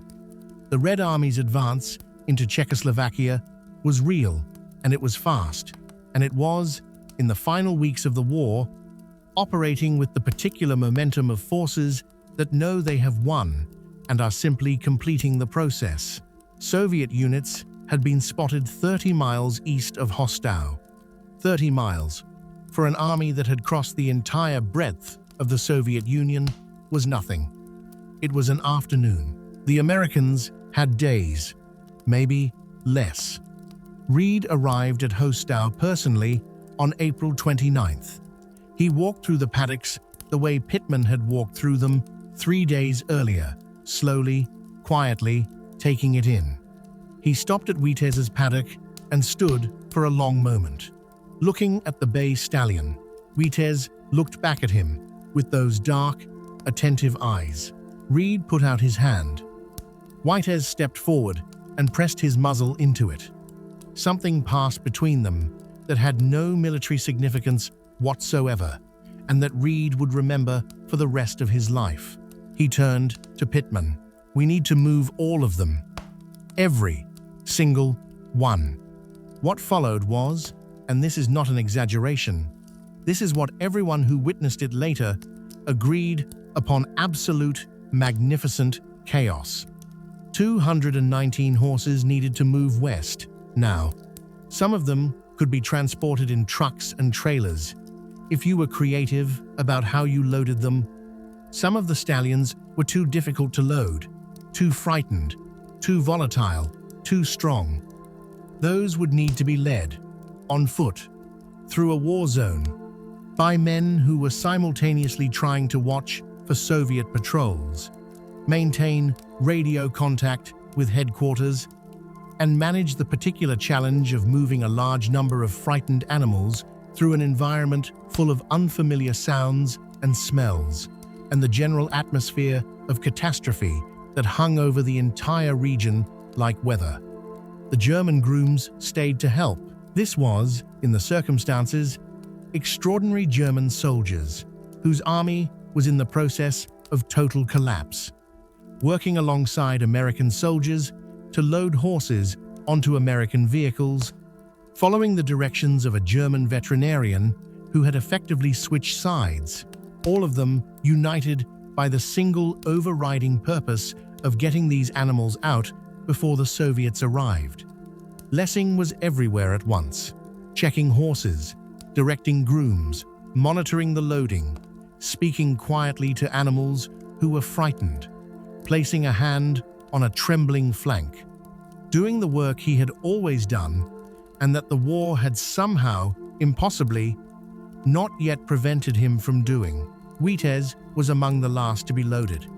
He came down from his paddock quietly, led by a German groom who had cared for him for 2 years, and walked up the loading ramp of the American truck with that characteristic, calm deliberateness, pausing at the top, looking back once at the farm that had been his home, those dark eyes taking it in. Then he walked into the truck. The ramp went up behind him. The column began to move west. Behind them, 30 miles east, the Soviet advance continued without pause, rolling across the Bohemian hills toward a stud farm that, when it arrived, it would find empty. Just paddocks and open gates and the lingering smell of horses in the spring air. And ahead in the American zone, in a small Austrian town called Kutzting, 219 horses were about to begin the strangest and most improbable chapter of their extraordinary lives. But first, there was one more thing that needed to happen. One performance that needed to be given. One man who needed to ask, in front of the most powerful American general in Europe, for everything he had spent his life protecting. Alois Podhajski was waiting. Chapter 7. The Impossible Parade. While Reed was moving horses west through Czechoslovakia, Alois Podhajski was preparing for the most important performance of his life. Not the most technically demanding, not the most prestigious in the conventional sense. The 1936 Berlin Olympics had been more prestigious. The countless performances he had given at the Spanish riding school before the crowned heads of Europe and the dignitaries of a dozen nations had been more technically refined, but none of them had mattered this much.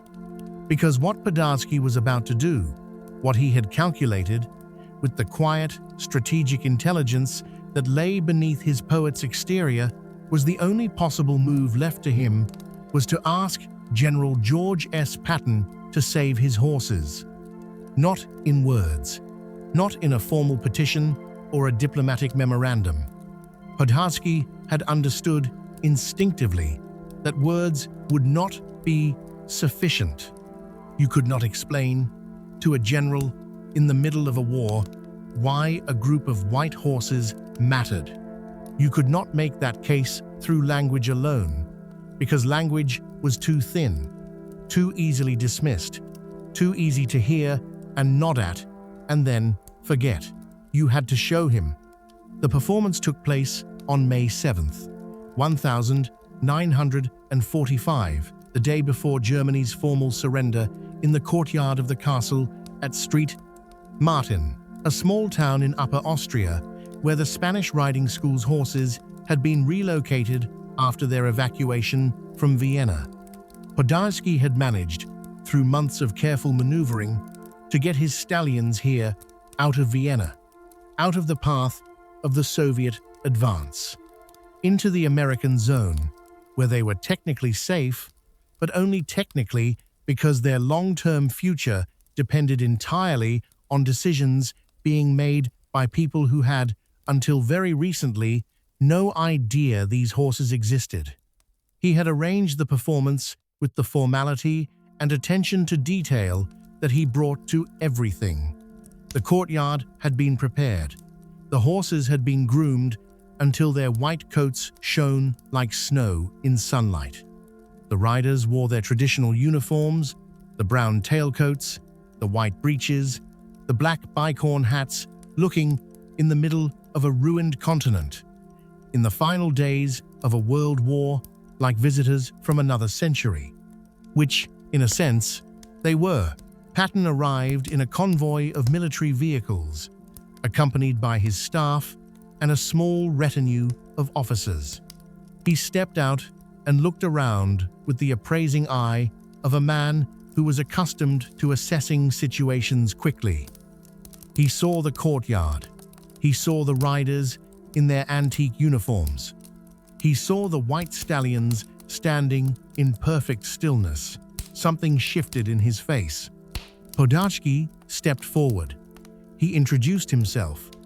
He explained, briefly and without excessive elaboration, what the Spanish riding school was, what these horses represented, what 4 centuries of tradition looked like when it was concentrated into a single performance. He was careful not to beg. Men like Patton did not respond well to begging. They responded to competence, to dignity, to the presentation of something genuinely worth their attention. Then he mounted Neapolitano Africa, his beloved 8-year-old Lipizzaner, the horse who had stood perfectly still during the bombing of Vienna, the horse whose dark eyes had looked at him in the shelter of those thick stone walls and seemed to say, "I know what's going on here, let me help," and he rode. What Patton saw in the next several minutes was something that stopped him completely, not figuratively, literally. He stood still. His staff stood still around him. The military vehicles idled at the edge of the courtyard. The war, which was still technically happening, which would not officially end until the following day, seemed, for a few minutes, to pause. Podharsky rode Africa through the movements of the high school with the absolute precision and apparent effortlessness that are the hallmarks of mastery, the hallmarks that are, paradoxically, only achievable through decades of the most demanding and painstaking work. The Piaffe. Africa's legs lifting in perfect diagonal rhythm, his body compact and powerful, going nowhere and yet burning with contained energy like a flame in still air. The passage. The same elevated trot, but moving forward now, each footfall landing with a soft precision that was almost musical. The pirouette. The stallion's hindquarters barely moving, his forehand cantering a full circle around them. The whole thing accomplished in a space barely larger than the horse itself. And then the moment that Patton would describe later as unlike anything he had seen in his life, Africa rose into the levade. The levade is not a trick. It is not a circus maneuver. It is the culmination of years of training, the movement in which a horse draws his forelegs up beneath his body, balancing entirely on his deeply bent haunches, and holds in a position of perfect, trembling equilibrium. Every muscle engaged, power and grace, held in a single, suspended moment. Africa held it. Podharsky sat above him, completely still, one hand holding the reins with the lightest possible contact, the other resting at his side. His face was calm. His eyes were forward. He looked, in that moment, less like a man riding a horse than like a single-entity horse, and rider fused into something that was neither one nor the other, but something new, something ancient, something that the watching men, most of whom had never seen classical dressage in their lives, did not have words for. Then Africa came down softly, 4 feet on the ground, and Podharsky brought him to a square halt and sat quietly, waiting. The courtyard was completely silent for a moment, and then Patton began to applaud. He applauded the way men of his generation and bearing applauded when they were genuinely moved and wanted to make sure you knew it, not politely, not ceremonially, but with real force. His staff followed. The soldiers at the edge of the courtyard followed. The sound of it filled the old stone courtyard and bounced off the walls, and for a moment, it was the only sound in the world. Patton walked forward to where Podharsky had halted Africa. He looked up at the rider. He looked at the horse. He put one hand on Africa's neck. He said, "This is something the world must not lose." Then he turned to his staff and said, with the casual certainty of a man whose orders were not questioned, "Get them everything they need." Podharsky allowed himself, in the privacy of his own chest, one moment of pure relief. Then he got off his horse and got back to work, because the performance was the easy part. The hard part, the part that would consume the next several weeks and demand everything from everyone involved, was still ahead. Getting 219 horses from Hostau to safety, getting the Spanish riding school's own stallions properly settled and protected, navigating the bewildering administrative chaos of a post-war Europe in which authority was fragmenting by the hour, and the rules that governed everything were being rewritten in real time, and doing all of it against a clock, because the Soviet advance was not pausing for anyone's administrative convenience. The movement of the horses from Hostau to the American zone became, in the accounts of everyone who participated, something between a military operation and a fever dream. It was Reed himself who later described it as the craziest caravan in the world. And he was not being modest or self-deprecating. He was being accurate. The column that moved west through the Bohemian hills in the first days of May 1945 was unlike any military convoy in the history of the American Army.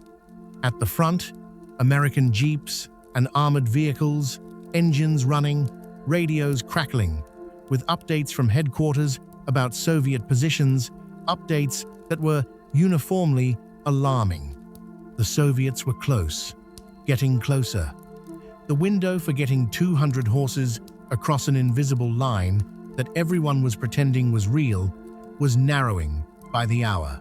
Behind the vehicles, the horses, some in trucks, some in whatever transport could be requisitioned, farm carts, civilian trailers, vehicles of a dozen different types and levels of roadworthiness that had been grabbed from wherever they could be found in the increasingly chaotic landscape of collapsing Germany. The logistics of moving 200 horses through a war zone in vehicles that were never designed for the purpose were, to put it charitably, improvised. Reed's officers solved problems as they encountered them, which was approximately every 15 minutes.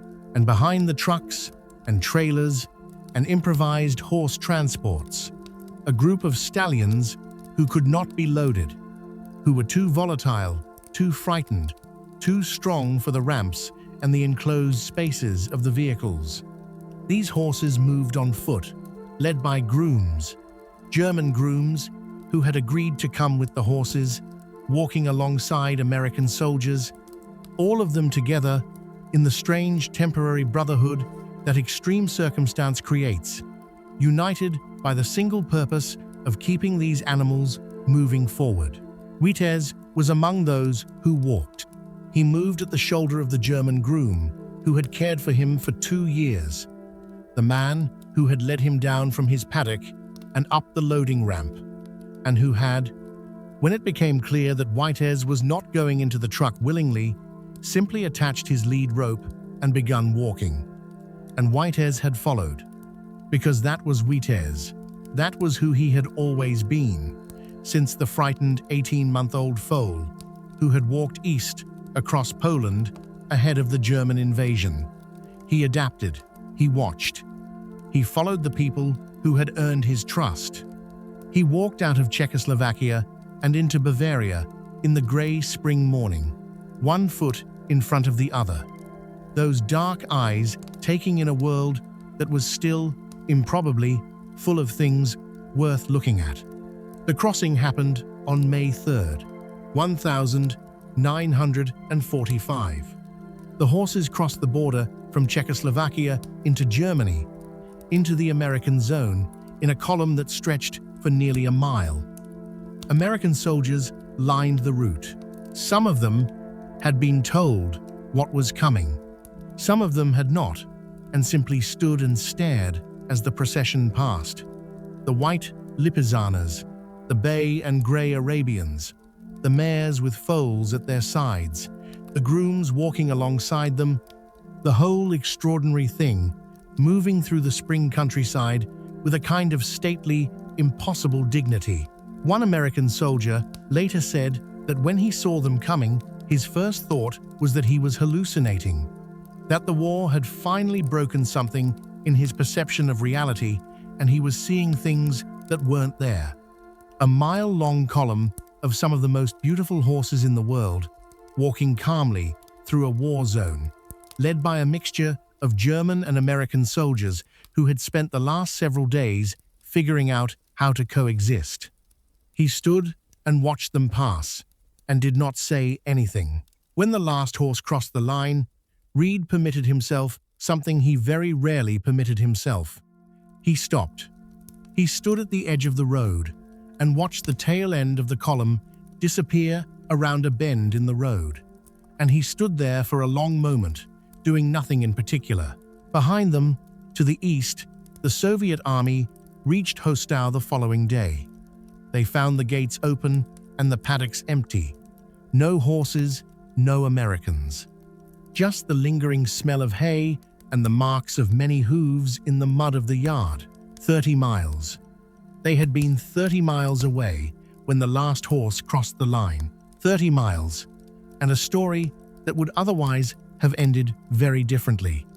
In the town of Kutzting, in the American zone of Bavaria, 219 horses were settled into temporary quarters, fed, watered, checked over by Lessing and the other veterinarians, each one accounted for, each one alive.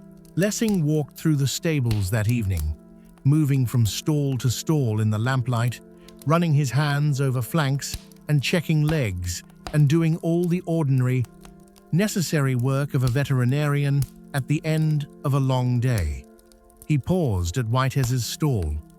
The bay stallion looked at him over the door with those dark, patient eyes. 2 years they had been together. 2 years of uncertainty and fear, and the daily work of keeping something precious alive in a world that was doing its very best to destroy everything precious it could find. Lessing put his forehead briefly against the stallion's nose. Witez breathed out slowly. A long, warm, even breath. Outside, the war was ending. The surrender documents were being signed. The guns were going quiet, one by one, across a continent that had been burning for 6 years and was only now beginning to understand what that burning had cost. Inside the stable in Kürzting, in the lamplight, a German veterinarian and a bay Arabian stallion stood together in the particular silence that exists between a person and an animal who have kept each other sane through something unsurvivable. It was over. They had made it. Chapter 8. What they were really saving. The war ended on May 8th, 1945. Germany signed the unconditional surrender in a schoolhouse in Reims, France, in the early hours of the morning. The document was simple. The language was unambiguous. After 6 years, and somewhere between 70 and 85 million dead, a number so large it ceases to mean anything unless you force yourself to sit with it, unless you make yourself understand that each of those millions was a person with a name and a face and a life that mattered to someone. It was over.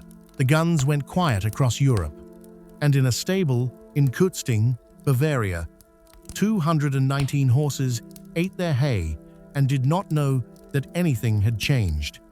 The weeks and months that followed the rescue were complicated in the way that all endings are complicated, full of practical problems and bureaucratic tangles and the slow, difficult work of figuring out what comes next after something that has no precedent. Patton fought tirelessly and with characteristic, quiet determination for the future of the Spanish riding school. He lobbied American military authorities. He arranged further performances, including one for a crowd of American soldiers who had never seen classical dressage in their lives and who sat in stunned silence, watching the white stallions move, and then erupted into applause so loud it startled the horses. He wrote letters. He made arguments. He refused, absolutely refused, to accept that 4 centuries of living tradition would simply dissolve in the aftermath of a war it had survived. He won. The Spanish riding school returned to Vienna. Not immediately. The city was damaged, divided, under 4-power occupation, struggling with all the ordinary devastations of a capital that had been at the center of a catastrophic war. But eventually, the school reopened. The white stallions came home to the Hofberg Palace, to the marble stables and the gilded arena, to the tradition that Patton had given his life to preserve. He remained as director until 1965. 26 years of guardianship, from the Anschluss, through the war, and out the other side. He wrote several books about horsemanship and about his experiences, quiet, thoughtful books, full of the particular wisdom of a man who has spent his life in close communion with animals and has learned things from that communion that he struggles to put into words but tries anyway. He died in 1973, at the age of 77. Neapolitano, Africa. The horse who had stood still in the bombing of Vienna, who had risen into the levade in the courtyard at St. Martin, while Patton watched Africa outlived his master. He lived to a ripe old age, cared for by the school he had served his entire life.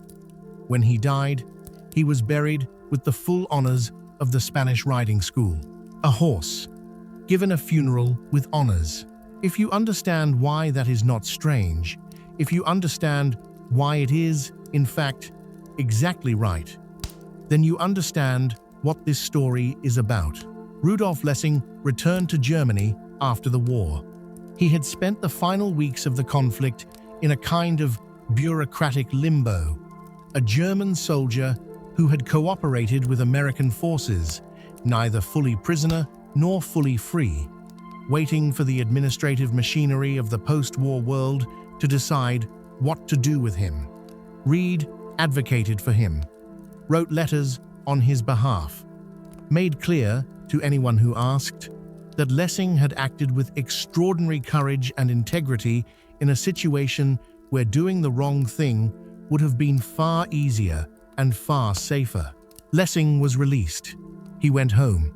He returned to veterinary work, which is to say, he returned to the thing that had defined him all along, the thing that had led him to reach out across enemy lines in the first place.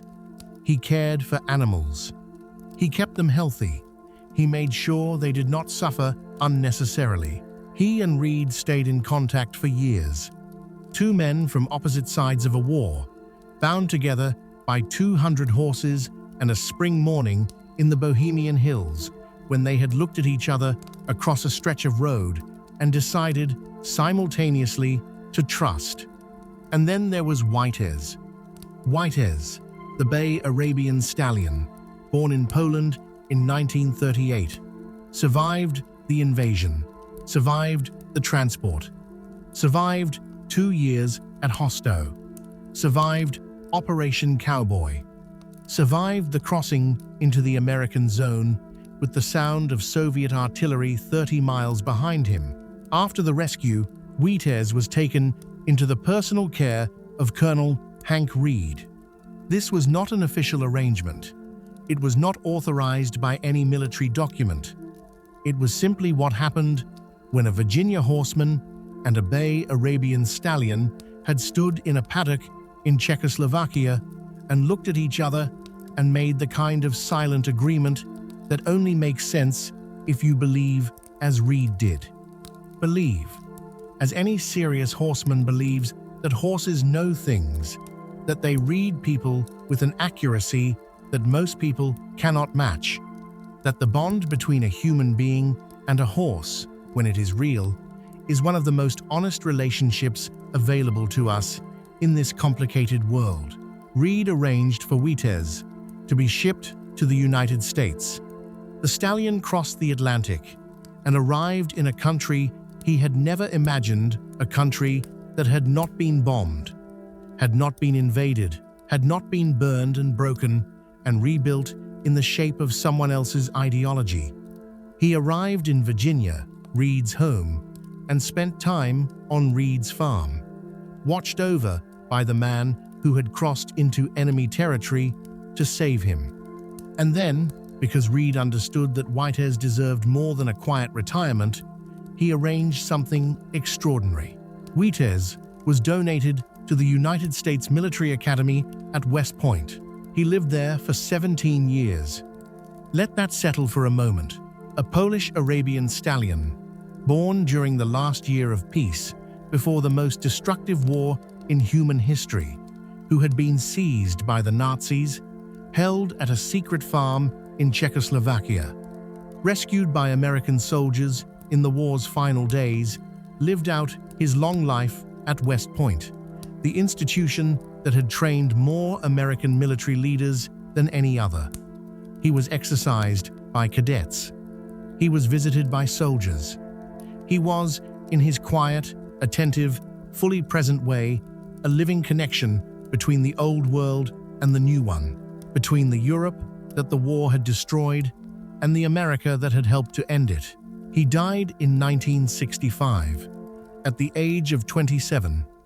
A long life for a horse, a remarkable life by any measure. He was buried at West Point with full military honors. A Polish horse, buried with American military honors, in the country that had sent soldiers across enemy lines to save him. If you are looking for a symbol of what the war was really about, not just the fighting, but the meaning underneath the fighting, the question of what civilization is and what it is worth, you could do a lot worse than that image. A bay stallion from the meadows of eastern Poland, buried in the hills above the Hudson River, honored by the army that had chosen, in the final days of a world war, to save him. The Spanish riding school of Vienna is still performing today. The white stallions are still there, in the Hofberg Palace, in the gilded arena with the chandeliers overhead, and the portrait of the emperor watching from the wall. The performances are still sold out months in advance. The training still takes a decade. The horses are still born dark and turn white slowly over years, the way anything truly valuable reveals itself, not all at once, not dramatically, but gradually, through time and patience, and the daily work of becoming what it was always going to be. The Lipizzaner breed itself, the breed that has survived Napoleon and the collapse of the Habsburg Empire and the First World War and the Second World War, and Gustav Rau's breeding program and a dozen other disasters across 4.5 centuries continues. The horses are still bred at Lipica, the original stud farm in Slovenia. The bloodlines that Podhajewski protected, that Lessing risked his life to preserve, that Reed crossed into Czechoslovakia to rescue, are still alive, still producing the white stallions that will spend a decade learning to move in ways that make people forget to breathe. Some things, it turns out, can survive almost anything if enough people decide that they are worth saving. But here is the question I want to leave you with tonight. The question that this story has been circling around from the very beginning, from the moment we stood in the courtyard of the Hofberg Palace listening to the bombs fall on Vienna. Why does it matter? Not the horses specifically, though the horses matter, obviously, deeply and specifically, and in ways that this story has tried to show. But the larger question, the question of why, in the middle of the most destructive war in human history, a group of people chose to spend their limited time and their limited resources and their very real physical courage on the preservation of a tradition, on the saving of beautiful things, on the protection of something that could not shoot back, could not defend itself, could not do anything except exist in its extraordinary, irreplaceable, 4-century-old way. Why does that matter? I think it matters because of what it tells us about what civilization actually is. We tend to think of civilization as infrastructure, as institutions, as laws and governments and economies and all the visible machinery of organized human life. And those things matter. They matter enormously, and their destruction is genuinely catastrophic. But underneath all of that machinery, holding it together the way roots hold soil, is something harder to see and harder to name. It is the accumulated beauty of human experience. The things that people have made and tended and passed down across generations, not because they were useful, but because they were true. The music, the art, the traditions, the knowledge of how to do something difficult with perfect grace. The bond between a rider and a horse, refined over centuries into something so subtle and so profound that it looks, to the uninitiated eye, like magic. These things are not luxuries. They are not optional extras, pleasant additions to the serious business of survival. They are the reason survival matters. They are the answer to the question of what we are surviving for. Podhajewski understood this. It was why he had spent his whole life in service to an art that most people would not have been able to explain or justify in practical terms. It was why, when the war came and the bombs fell and the ideology of the Third Reich, which was, at its core, an ideology of pure utility, of power divorced from beauty, of strength without wisdom, threatened to swallow everything, he had stood in front of those stable doors and said, quietly, but without any possibility of retreat, "Not these. Not while I'm here." Reed understood it too, in his own way, not in the philosophical language that Podolsky might have used, but in the bone-deep, wordless way of a man who has spent his life around horses and knows, without being able to fully explain how he knows, that what he is looking at when he looks at a Lipizzaner stallion performing a levade or a bay, Arabian moving across a paddock in the morning light, is something that the world can barely afford to lose once and cannot afford to lose twice. And Lessing, quiet, practical, non-ideological Lessing, the veterinarian who had ended up at Hostau by the ordinary machinery of military assignment and had found himself, against all probability, the guardian of the most extraordinary collection of horses in Europe. Lessing understood it most simply of all. He understood it the way you understand things that live in your hands rather than your head. You protect what is in your care. You do not let beautiful things die on your watch. You use whatever you have, your courage, your connections, your willingness to cross lines that everyone else is treating as uncrossable, to keep them alive until someone with more power than you can take over. That is not heroism in the grand cinematic sense. It is something quieter and, I think, more admirable. It is the refusal to look away. The refusal to tell yourself that the beautiful and the irreplaceable are someone else's problem. The world we live in today is full of Hostaus. Not horse farms in Bohemia, but places and traditions and practices and forms of knowledge that are fragile, that are underfunded, that are in the path of forces that are too large and too fast and too indifferent to notice them. Languages that are spoken by fewer people every decade. Musical traditions that are kept alive by aging masters with no apprentices, crafts and skills and ways of doing things that took generations to develop and that will take a single generation of neglect to lose forever. Most of us, most of the time, find reasons not to care about these things. We are busy, we are practical, we have more immediate concerns. We tell ourselves that the loss of a tradition is sad, yes, but not as sad as the loss of a life. And the world is full of lives being lost, so perhaps the traditions can wait. Podolsky and Reed and Lessing did not wait. They looked at what was in front of them. The white stallions, the bay Arabian with the enormous dark eyes, the 4 centuries of accumulated human wisdom about how to move in partnership with an animal, and they decided that it could not wait. That now was the moment. That the cost of action, however high, was lower than the cost of standing still. Tonight, wherever you are, whatever city, whatever hour, whether the light outside your window is the orange glow of a city that never sleeps, or the total darkness of somewhere quiet and far from everything, I want you to think about that.